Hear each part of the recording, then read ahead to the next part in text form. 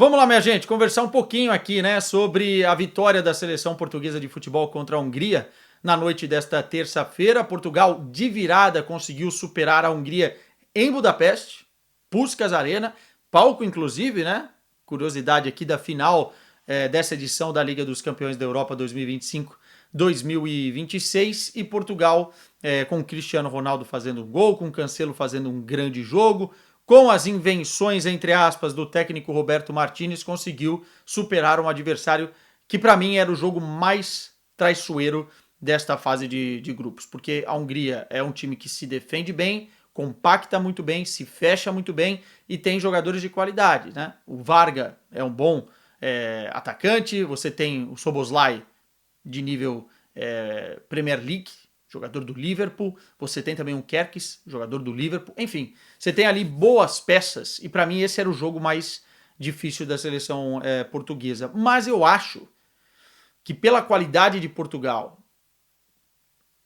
face à qualidade da Hungria, o jogo poderia ter sido um pouco mais tranquilo se não fossem as decisões, especialmente a decisão inicial de escalar o Rúben Neves na defesa do técnico Roberto Martínez. Mesmo assim, com esse drama, né, esse fado que se gerou no jogo em duas ocasiões, com o gol que deu a liderança no placar à Hungria e depois com um gol de empate no segundo tempo, já no finalzinho 2-2, que poderia ter tirado a vitória da seleção portuguesa. Mesmo assim, as individualidades resolveram, né? Portugal tem uma seleção de luxo, prime, e isso fica evidente a cada escalação, a cada substituição e a cada performance também de alguns jogadores que muitas vezes a gente cobra mais, mas quando entregam, entregam bastante, como foi o caso do Cancelo, do Bernardo Silva e do próprio Cristiano Ronaldo. Já vamos falar mais sobre isso. Portanto, chegou aqui, deixou o like, deixou comentários, quero saber o que vocês acharam aí da escalação do Roberto Martínez e quero também que vocês se inscrevam no canal. First things first, já diriam os ingleses. 4-3-3 a escalação de Portugal, tudo nos conformes, tá, do que eu imaginava. Talvez no futuro o Rafael Leão vai brigar por posição com o Bernardo Silva, com o Pedro Neto, mas Portugal escalado com o Diogo Costa, na lateral direita o Cancelo, na lateral esquerda o Nuno Mendes, Rúben Dias na zaga. Só que aí vem o que ninguém esperava.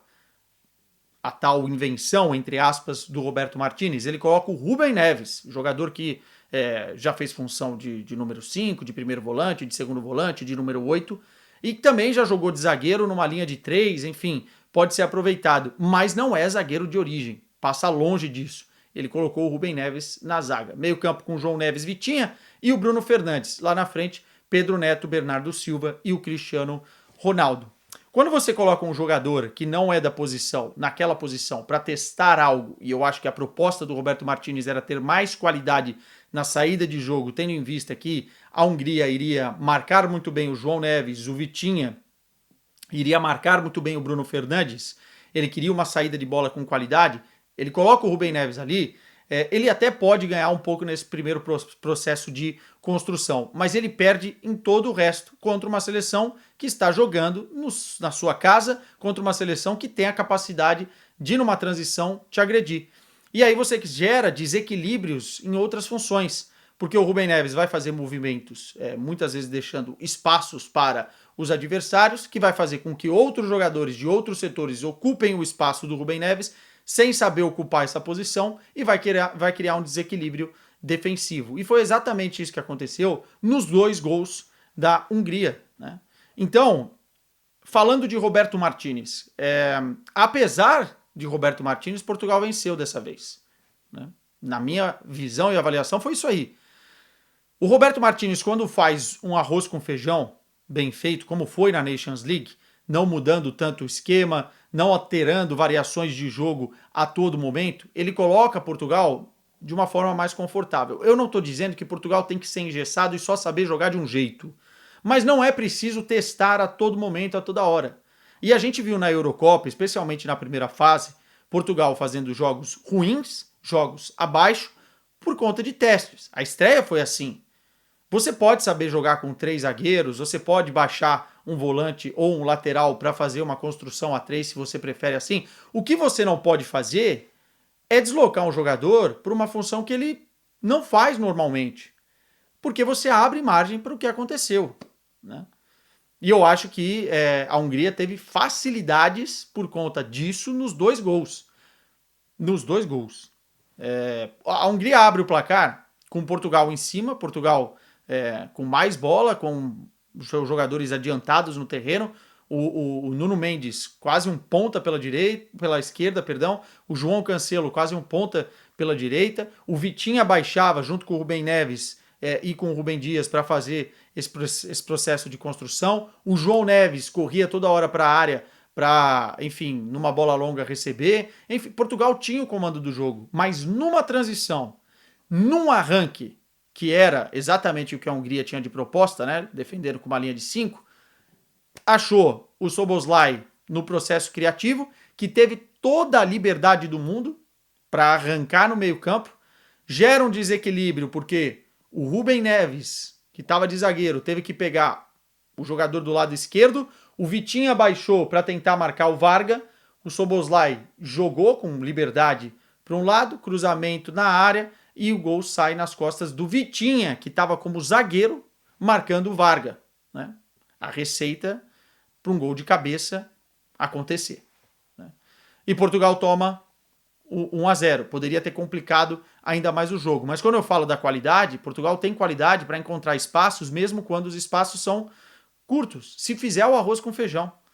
Portugal não conseguia avançar, não conseguia quebrar a linha com tanta facilidade, mas tinha uma bola longa muito bem feita. Especialmente quando havia ali a presença de área do Bernardo, do João, jogadores que entravam de surpresa, o próprio Cancelo, né, entrando e infiltrando por dentro.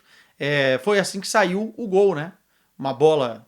E antes do gol já tinha tido alguns ameaços, né? O Cristiano Ronaldo parou numa defesaça, um milagre do goleiro, numa dessas bolas alçadas na área. Teve outra defesa num chute do João Neves. E depois, numa jogada pelo lado direito, um cruzamento, João Cancelo participando e o Bernardo Silva entrando livre como um atacante, um centroavante, conseguiu empatar o jogo. Conseguiu empatar o jogo e levou para o segundo tempo o empate por 1-1. Na segunda etapa, eu achei que Portugal foi muito superior à Hungria, deu menos espaços à Hungria e conseguiu, num lance que é polêmico, um pênalti que a bola bate na mão do defensor depois de uma tentativa de finalização do Cristiano Ronaldo. O movimento do defensor é natural, mas a forma com que o braço dele está posicionado amplia a área, né, de atuação do corpo.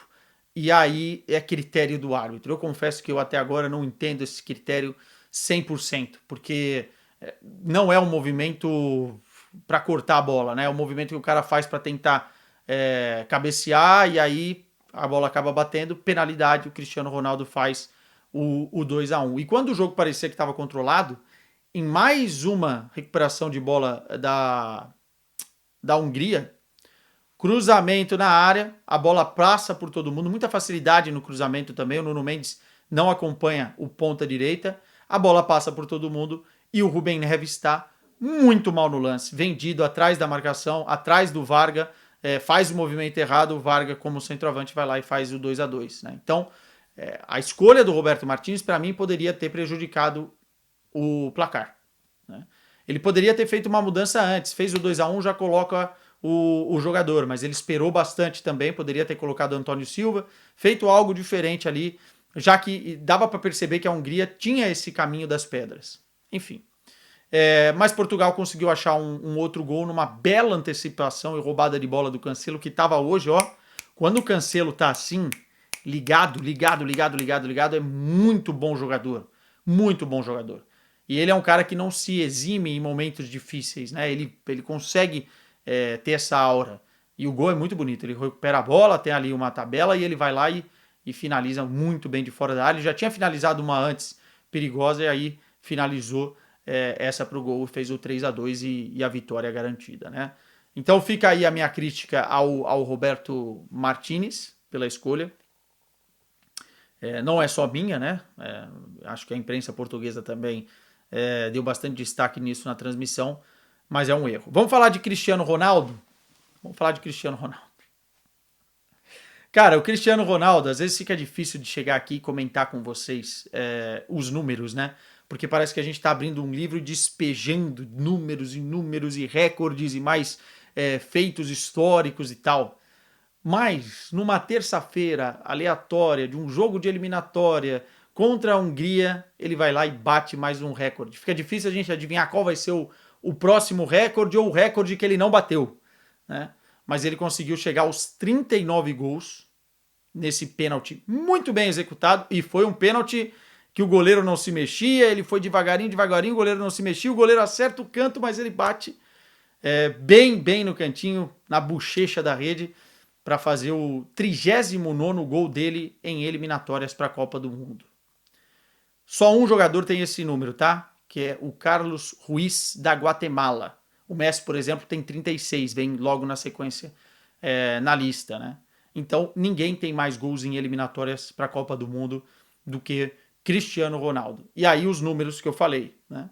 Ele chega a 943 gols, faltam 57 gols para o gol número 1000. Tem gente que ainda duvida de que o Cristiano Ronaldo vai fazer 1000. Eu não acho que ele chega antes da Copa do Mundo ou durante a Copa do Mundo 2026, eu acho que vai ser depois, mas ele vai chegar lá, isso eu não tenho dúvida nenhuma. Ele chega a 141 gols com a camisa da seleção portuguesa, é o maior artilheiro das seleções da história. Ele chega ao 7º gol contra a Hungria, é um dos adversários favoritos a nível de seleção para o Cristiano Ronaldo, e ele chega ao 5º jogo consecutivo marcando gol com a seleção portuguesa, incluindo a reta final ali, né? Jogos importantes contra a Alemanha e contra a Espanha da Nations League. Ou seja, quem tinha aposentado o Cristiano Ronaldo depois da Eurocopa, ou quem queria fazer isso da seleção, vai perdendo argumentos, né?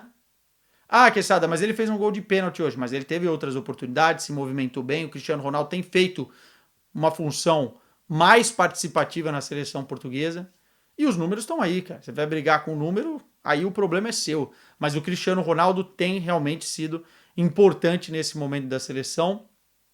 E nessa temporada de Copa do Mundo, essa confiança que ele tem passado para os jogadores não é apenas dentro de campo com os números participativo, reclamando menos com os companheiros quando não recebe e tal, sendo mais solidário. Não é só aí. Tem a questão da capitania, tem a questão da liderança, tem a questão da presença diária dele face aos adversários que deslocam às vezes um ou dois marcadores para tentar pegar e deixam outros jogadores livres. Então, assim, Cristiano Ronaldo tem sido realmente nesta reta final, porque eu acredito que é a reta final dele na seleção, algo acima do que muita gente esperava depois da Eurocopa. Como eu disse, que ele foi bastante criticado, né? Portugal vence, vitória importante. Portugal agora deu um passo muito forte para se classificar diretamente para a Copa do Mundo de 2026, né? O grupo aí se abre, era o jogo mais difícil, como eu falei, e vamos ver o que acontece a partir de agora. Tchau para vocês.